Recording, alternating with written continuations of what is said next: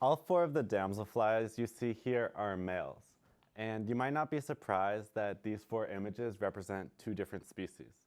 But what might surprise you is that the two images on the left are of one species, and the two images on the right are of the other species.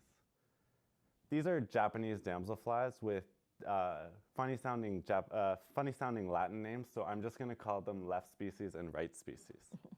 Each species shows a color polymorphism, which is when individuals from the same species come in different colors. So a more familiar example of a color polymorphism is gray and black squirrels. They look different, but they're the same species. So what's so interesting about these Japanese damselflies? Well, what you see here is what you would see if you visited a region where each species lives separately. If left species lives by itself, it has a color polymorphism with orange and clear males.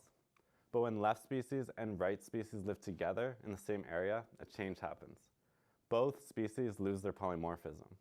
Right species becomes only orange, and left species becomes only clear. Why is that? Why do they have a color polymorphism when alone, but only one color when together?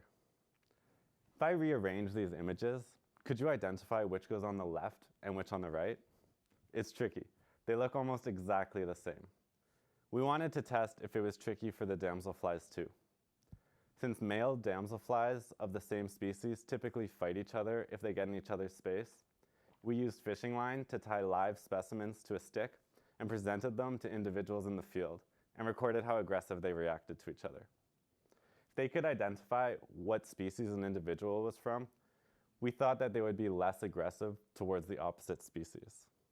But interestingly, in areas with the polymorphism, where they live alone, they were equally aggressive towards both colors of both species.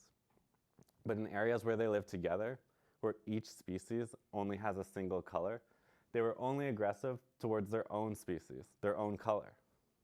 So this tells us that, like us humans, the damselflies can't tell each other apart, which is a problem when they live together. So evolution has stepped in to visually separate the two species where they live together so that they fight less.